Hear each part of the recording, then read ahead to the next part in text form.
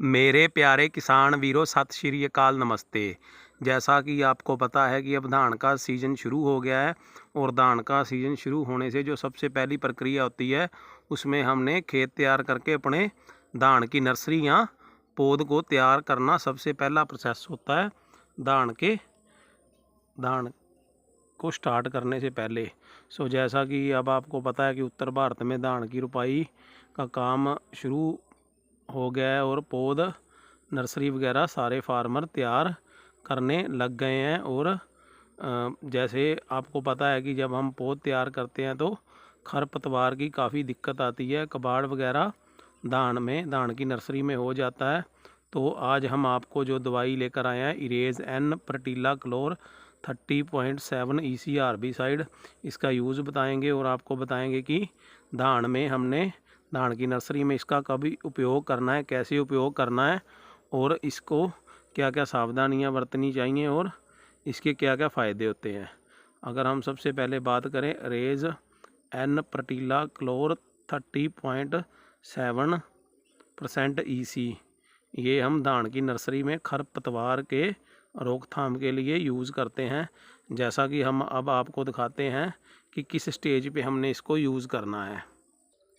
जैसा कि आप सामने देख पा रहे हैं, ये हमने धान की नर्सरी के लिए खेत तैयार किया है और इसमें हमने धान के बीज का छट्टा दिया हुआ है। और अब ये जैसे हल्का हल्का आप देख पा रहे हैं, ये हल्का हल्का हरा होने लग गया है। और जब ये हरा होने लग जाए उसके बाद आप देखोगे कि इसमें खरपतवार उगना भी शुरू हो जाएगा और हमें इसकी उसी टाइम रोकथाम करनी पड़ेगी।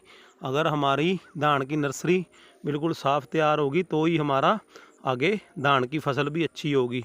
तो अब हम आपको बताते हैं इसका प्रोसेस क्या है, हमने इसको कैसे डालना है।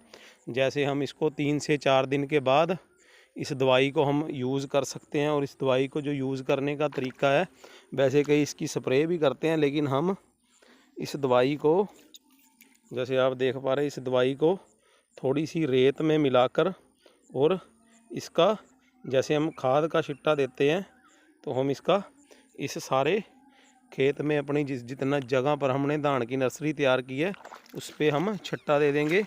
और एक बात का ध्यान रखना है कि पानी, जैसे ये पानी भरा हुआ है, इस टाइम हमने इस खेत में छट्टा दे दिया है और हमने रेत में रला के इसमें छट्टा दिया था। और 24 घंटे तक हमने पानी नहीं निकालना और हमारी कोशिश ये रहनी चाहिए कि पानी जो अपना दवाई वाला पानी है वो बीच में ही सूखे, ताकि अच्छी तरह से मिट्टी में जो दवाई मिल जाए और मिलने के बाद किसी भी तरह का खरपतवार नाशक अपना ना हो। और हम काफ़ी फार्मरों को तो इस दवाई के बारे में पता है, लेकिन कुछ फार्मरों के पास प्रॉपर नॉलेज नहीं होती। हमारी कोशिश रहती है कि सब तक इन्फॉर्मेशन शेयर की जा सके। जिन्हें पता है बहुत अच्छी बात है, और जिस फार्मर को नहीं पता उसके साथ भी हमारी इन्फॉर्मेशन पहुंच सके। जैसे कि अब हर एक कोई नेट से इन्फॉर्मेशन लेना चाहता है, तो हमारा भी ये टारगेट रहता है कि सही से सही इन्फॉर्मेशन फार्मर तक पहुंची जा सके। और वो ही इन्फॉर्मेशन हम फार्मर तक पहुंचाते हैं जो हम खुद प्रैक्टिकली करते हैं। और एक बात का और ध्यान रखना है, जैसे हम आप देख पा रहे हो, ये पर्टिला क्लोर 30.7 EC है। और कई बार जैसे जो हम 50% वाले यूज़ करते हैं वो हमने बिल्कुल यूज़ नहीं करनी, क्योंकि वो जब धान लगाते हैं हमें उस टाइम खरपतवार नाशक की यूज़ के लिए करनी है। और एक बात और हमको ख़ास ध्यान रखनी है, जैसे कि अब मार्केट में काफ़ी दवाइयाँ नहीं आ रही हैं, हम ट्रायल बेसिस पे तो उनको बरत सकते हैं, लेकिन जो हम पहले से प्रैक्टिस करते हैं ज़्यादातर हमें उसी को करना चाहिए, ताकि आने वाले टाइम में हमें कोई दिक्कत ना आए। और अगर इसके बाद भी कई बार क्या होता है, बारिश की वजह से या किसी भी वजह से हम ये दवाई का यूज़ नहीं कर पाते, तो अगर आप इस दवाई का यूज़ नहीं कर पाते तो 15 दिन बाद आप नॉमनीकोल्ड वगैरह की स्प्रे भी कर सकते हो। लेकिन ये दवाई का प्रोसेस लास्ट हमने बस जिस स्टेज पे आप देख पा रहे हो, इस स्टेज पे हमने इसका रेता में छट्टा मिलाकर और खेत में मिक्स कर देना है, ताकि धान की नर्सरी में किसी भी तरह का खरपतवार नाशक ना हो पाए। अब हम इसकी कंपनी की बात करते हैं। ये अलग अलग कंपनी की आता है जो हम यूज़ करते हैं। ये NaCl इरेज के नाम से आती है। और अब हम इसकी आपको डोज़ के बारे में बताते हैं कि इसकी डोज़ हमने कितनी यूज़ करनी है। अगर हम इस दवाई की डोज़ की बात करें तो इस दवाई की जो डोज़ है वो हमने लगभग 100 ml यूज़ करनी है। 1 बीघे में या कनाल से सवा कनाल के बीच बीच में आप 100 ml दवाई का यूज़ कर सकते हो। और इसकी पैकिंग भी तकरीबन ये 100 ml में ही आती है। और अगर हम इसमें कॉम्पोजिशन की बात करें तो इसमें प्रोटीला क्लोर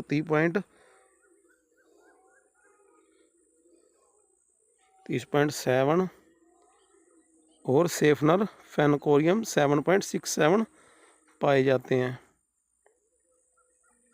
और अगर हम इसकी प्राइस की बात करें तो इसमें MRP है 211 रुपये दे रखा है। ये लगभग 130 के आसपास ये फार्मर को मिल जाती है। और हमारी ये कोशिश रहनी चाहिए कि ये हम यूज़ करें, किसी अच्छी कंपनी की ही यूज़ करें। और इसके अलावा जब 15 दिन की पौध हो जाएगी उसके ऊपर भी क्या डालना चाहिए या क्या नहीं, जो हमारे पास नॉलेज है वो तो हम शेयर करेंगे ही करेंगे। इससे अलावा भी जो हमारे टच में एग्रीकल्चर डॉक्टर या साइंटिस्ट हैं, सही से सही नॉलेज जो उनकी प्रैक्टिस है वो भी हम आपके साथ शेयर करेंगे। और अगर किसी भी फार्मर ने कोई किसी तरह का तजर्बा करना हो या एक्सपीरियंस करना हो तो हमारी यही सबसे विनती है कि आप कम से कम जगह पर करें, ताकि अगर वो प्रैक्टिस आपकी सक्सेसफुल रहती है तो अगली बार आप उसको बरत सको। सो इस तरह की और वीडियो हमारे आने वाले, जैसे जैसे धान का सीज़न चलेगा बुआई से लेकर के सारा टोटल हमारी वीडियो आती रहेंगी अलग अलग टॉपिक से। और हम आपको अवेयर करते रहेंगे, इंफॉर्मेशन देते रहेंगे। तो इस तरह की और वीडियो देखने के लिए हमारे चैनल को लाइक शेयर और सब्सक्राइब ज़रूर कीजिए, ताकि सारी की सारी इंफॉर्मेशन आप तक पहुंच सके। और आज वाली वीडियो आपको अच्छी लगे तो लाइक शेयर और सब्सक्राइब ज़रूर कर दीजिए। बहुत बहुत